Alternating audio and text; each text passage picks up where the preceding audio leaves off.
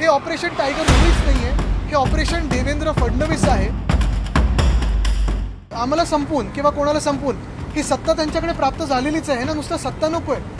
2/3 मताधिक्य घेऊन लोकसभेत आणि विधानसभेत त्यांना महामानव डॉक्टर बाबासाहेब आंबेडकरांनी जे संविधान दिलं होतं आणि त्या संविधानाच्या माध्यमातून जे अधिकार आपल्याला मिळालेले ते भाजपला बदलायचे आहेत.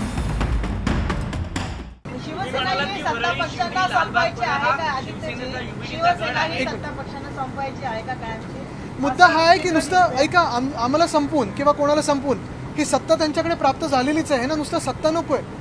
2/3 मताधिक्य घेऊन लोकसभेत आणि विधानसभेत त्यांना महामानव डॉक्टर बाबासाहेब आंबेडकरांनी जे संविधान दिलं होतं आणि त्या संविधानाच्या माध्यमातून जे अधिकार आपल्याला मिळालेले ते भाजपला बदलायचे आहेत. गड राहणार.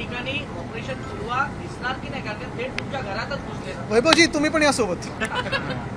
पहिली प्रतिक्रिया काय? पहिली प्रतिक्रिया हीच आहे जी